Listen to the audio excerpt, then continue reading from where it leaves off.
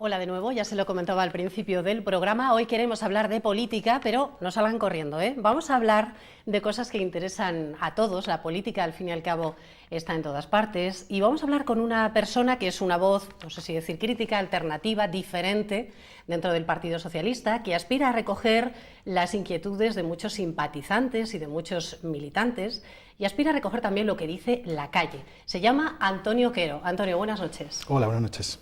Antonio Quero está hoy aquí en Salamanca en su doble faceta. Por un lado, como funcionario de la Comisión Europea, ha inaugurado esta mañana un máster en estudios sobre la Unión Europea en la Universidad de Salamanca, y esta tarde ofrecía una charla sobre ciudadanía democrática y democracia interna en los partidos. Bueno, la democracia interna en los partidos es algo que no nos inventamos, lo dice la Constitución, pero le hacemos poco caso. Usted dice que cada militante debería ser un voto dentro de los partidos. Explíqueme esto, por favor. Sí, esto fue una reivindicación muy fuerte que tuvimos en el último congreso del Partido Socialista para que todos los militantes tuviéramos el derecho de elegir a nuestro secretario o secretaria general. Y este proceso de selección tiene la virtud de hacer que ese candidato o esa candidata tenga que convencer al conjunto de la base del partido y no solo a unos delegados, a 1000 delegados, que es un aparato y que a veces tiene su propio intereses de reelección, etc. Aquí tienen que traer argumentos y convencer de que pueden ser portadores de un nuevo liderazgo, de un proyecto, y que van a responder a las demandas de la base y de la sociedad, porque lo que hemos visto en la charla de esta tarde es que no se entiende cómo la ciudadanía puede esperar una serie de propuestas o de cambios de la política y los partidos no ofrecen esos cambios. Sí, parece que son más antiguos que lo que pasa en la realidad, ¿no? Esto debería ser así, un voto vale igual de una persona o de otra, y efectivamente no tendríamos que estar tan pegados a los aparatos del partido. Bueno, Antonio Quero lo estamos presentando como coordinador de Factoría Democrática. Factoría Democrática, yo decía que trata de aglutinar opiniones muy diversas. Yo no sé si este clima de enfado general que hay en la sociedad también existe dentro del Partido Socialista. ¿Hay mucho indignado o desencantado más bien dentro del PSOE? Las dos cosas, las dos cosas. El grado de desafección que hay en la ciudadanía con respecto a la política también lo hay en la base del partido con respecto al aparato, la dirección del partido. Cada vez más se encuentra uno gente o que se ha dado de baja o que ya no participa en los actos del partido. Y hay que recuperar esa ilusión, porque es que en democracia al final, si queremos que la democracia sea el poder de la ciudadanía por encima de otros poderes, de la economía o de los mercados o de otros intereses, hace falta que nos impliquemos en esa democracia, para que las decisiones que se tomen en el sistema político sean las decisiones que se han debatido y que responden a las expectativas de la ciudadanía, no de otros poderes. O sea, lo más importante es el contenido, al fin y al cabo, de esos debates, de esas propuestas, y ahí a veces no se llega. Eso es lo esencial. La crisis que estamos sufriendo ha puesto de manifiesto que este sistema económico depredador, este sistema político en el que hay tanto alejamiento entre los representantes y representados, no se puede sostener. Ya hay una toma de conciencia. Pero enfrente de esa toma de conciencia no hay las propuestas realistas, concretas, valientes, suficientemente ambiciosas para hacer esos cambios en el poder económico o en el sistema político que nos hemos dado cuenta que no está funcionando. Y nosotros, cuando organizamos estos debates, es después de haber hecho un trabajo y de seguir haciéndolo, de intentar aportar soluciones, de coger las principales preocupaciones que tiene la sociedad, por ejemplo, paro, corrupción, modelo territorial, democracia interna de los partidos, etcétera, y frente a esas preocupaciones poner ideas concretas y creíbles. Antonio Quero quería ser el secretario general del Partido Socialista. Bueno, en esta anterior ocasión no hubo éxito, pero quizás sí en la siguiente. Yo le preguntaba al llegar aquí si le quedaban ganas de seguir en esta pelea, porque supongo que ahí habrá habido de todo, desde quienes hayan dicho, y así lo he visto también en muchas opiniones que se ofrecen en foros, desde quienes dicen qué bien, otra persona más, ya no van a ser 2, van a ser 3, y ojalá fueran 5 o 6 para poder tener opciones, y los que dicen, estamos dividiendo, esto es dinamitar desde dentro el propio partido, ¿no? ¿Ha habido mucha gente que ha dicho esto? Bueno, cuando nos fijamos, ahora el partido va a innovar con la idea de unas primarias abiertas para elegir a su candidato o candidata a la presidencia del gobierno. Esto quiere decir que no solo los militantes, sino cualquier persona que se siente identificada con el Partido Socialista podrá venir a votar, a elegir qué candidato vamos a presentar en las próximas elecciones generales. Es un sistema que se ha aprobado ya en Francia o en Italia, y en Francia, antes de las presidenciales, pues hubo 6 candidatos. Y el hecho de que hubiera 6 candidatos no mermó el debate, sino que al contrario lo enriqueció. Lo que pasa es que en Francia tenían un sistema de primarias que es el que nos gustaría que se implantara también aquí en España, que es a 2 vueltas. Por eso se permite en una primera vuelta tener ese debate abierto, no tener que pedir una cantidad extraordinariamente elevada de avales para poder presentarse, y que los militantes y los simpatizantes elijan quiénes son las 2 personas sobre las que quieren que vayan a una segunda vuelta y ya votar definitivamente quién será el candidato. Bueno, y volviendo a lo que le decía, ¿le quedan muchas ganas de seguir intentando esa pelea o no? La verdad que la misma desafección que tiene la ciudadanía, como os he dicho antes, con la política, la podemos sentir los militantes de base cuando vemos que algunos comportamientos y algunas maneras de funcionar de los aparatos políticos.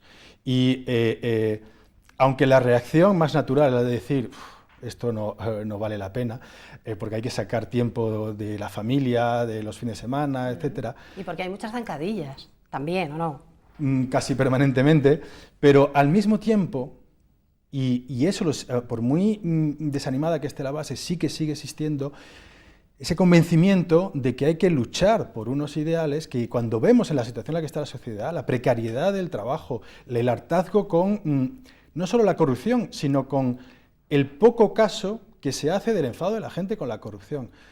No puedes quedarte sentado en tu casa. Tienes que levantarte y seguir empujando.